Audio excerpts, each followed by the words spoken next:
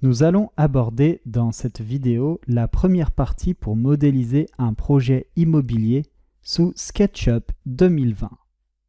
Vous allez reprendre le fichier précédent de cette formation où nous avons dessiné sur un même plan le contour extérieur de notre projet immobilier avec les épaisseurs de murs extérieurs ainsi que les cloisons.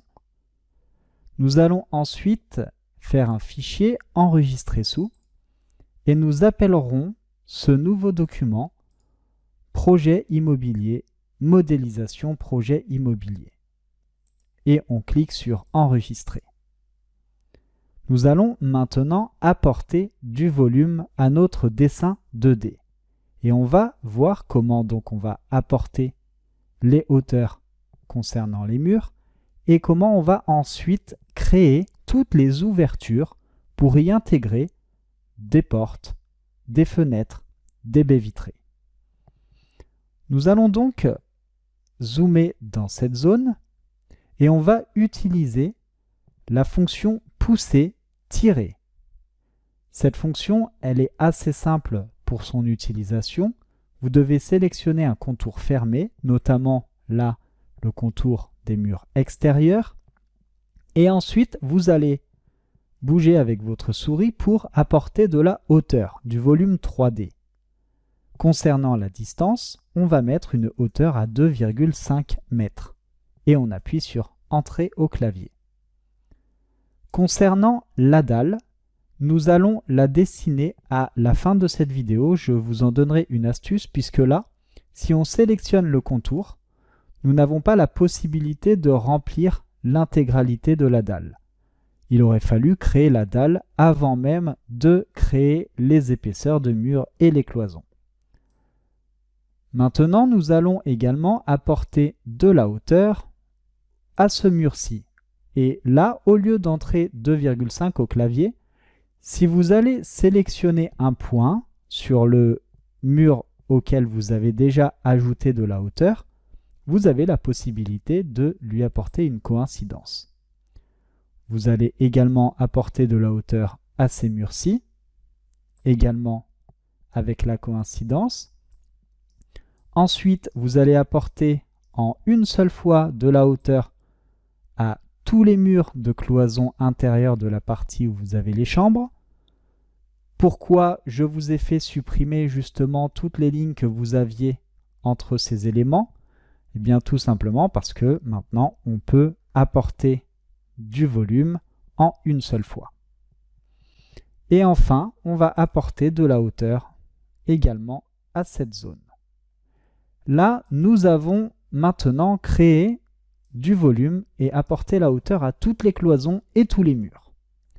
Nous allons maintenant pouvoir retirer de la matière pour y intégrer les ouvrants.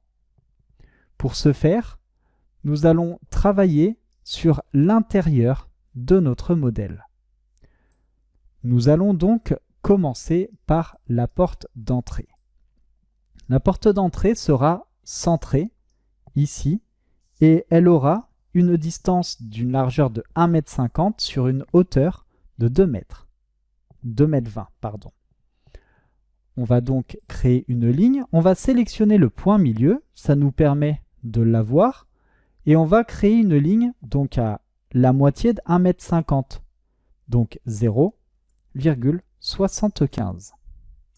Ça nous permet d'avoir un point. Lorsque vous le survolez, il est en vert. Et vous allez tracer une ligne sur la hauteur. Attention, pas sur toute la hauteur. Alors là, lorsque vous allez sur la hauteur, il peut être parfois difficile d'avoir l'axe bleu.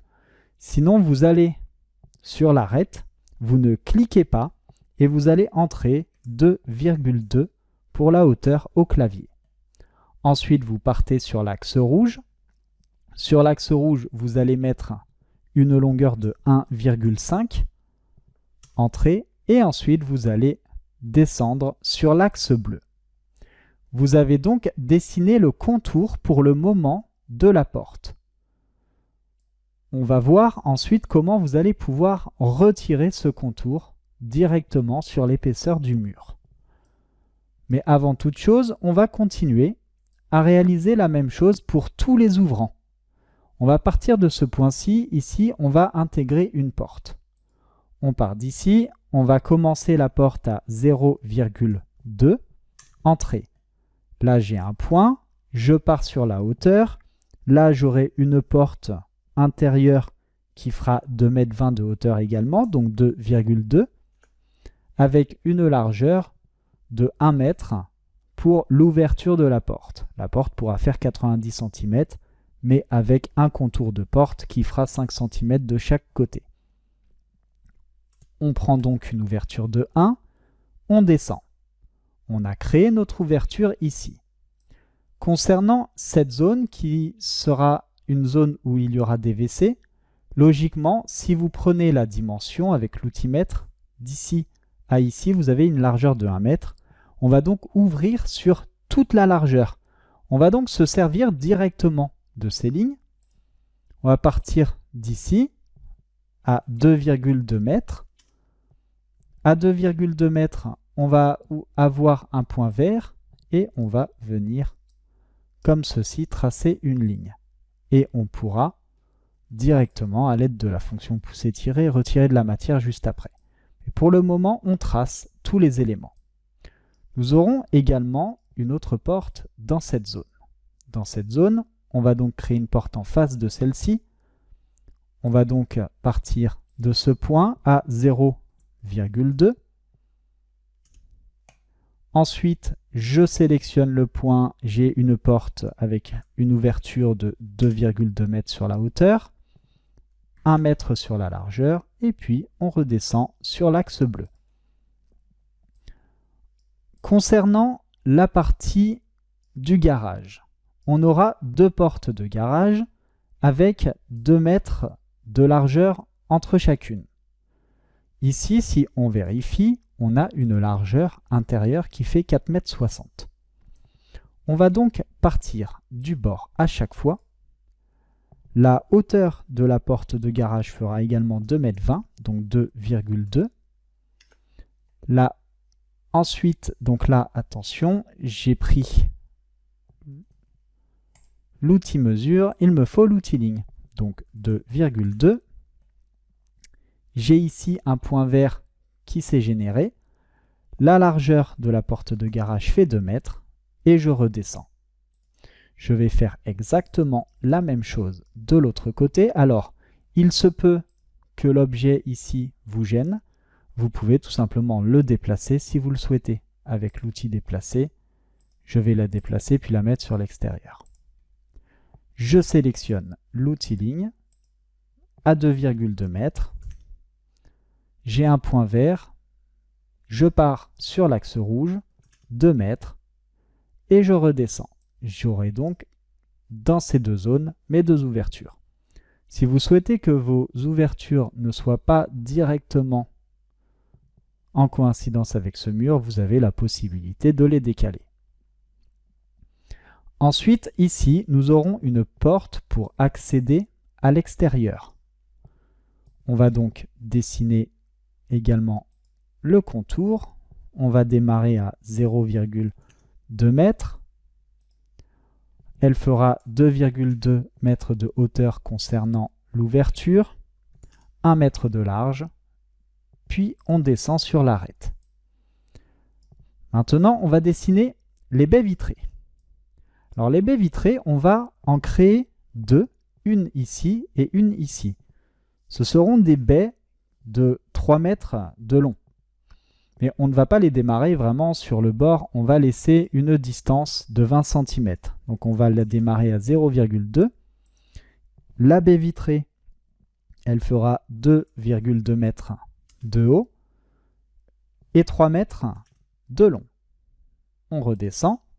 On va faire exactement la même chose à 0,2 pour démarrer le dessin de notre baie. Hauteur 2,20 m. Longueur 3 mètres. Et on redescend sur l'axe bleu. Nous allons ensuite créer l'ouverture pour accéder à la zone parentale. Donc là, 2,2. On a un point vert une largeur de 1 mètre et on redescend ici. Logiquement, on vient en coïncidence avec cette arête. Concernant la zone parentale, ici on aura une grande ouverture, donc là on n'aura pas de porte, mais on va créer une ouverture qui fait pareil 2,20 m de haut sur, on va mettre 1,20 m de large. On descend, ça pourra nous créer une ouverture sans avoir de porte. Dans la chambre parentale, ici, nous allons ajouter une baie vitrée qui démarrera du centre et qui fera 3 mètres. On va donc sélectionner le point milieu. On va partir à 1,5. Donc pour sélectionner le point milieu, vous devez cliquer avec le clic gauche de votre souris. Ensuite, la baie vitrée fait 2,2 mètres sur 3 mètres de long. Et enfin, on redescend. Si vous souhaitez ajouter une fenêtre ici pour la salle de bain, vous pouvez le faire également par vous-même. Nous allons mettre une fenêtre panoramique qui fera 2 mètres de long dans cette zone pour le moment. Et on va la positionner au centre. Alors, ce qui est bien de faire par rapport à l'intérieur, c'est que là, vous avez une arête, une ligne qui part de ce point à celui-ci, et vous avez la sélection du point milieu. Donc, on va faire une sélection avec le clic gauche. On part à 1 mètre, comme ceci. Ensuite, on va positionner cette baie vitrée à partir d'une hauteur de 1 mètre sur le haut. Donc, on va tracer une ligne à 1. Ensuite, on va en tracer une autre, puisque la baie fait 1 mètre de haut. Ici, elle fait 2 mètres de large. On redescend sur l'axe bleu à 1 mètre et on revient dans cette zone. Et maintenant, vous allez utiliser la sélection et cette ligne qui était une ligne qui vous a aidé pour la construction, vous allez la supprimer. On aura donc ici une ouverture.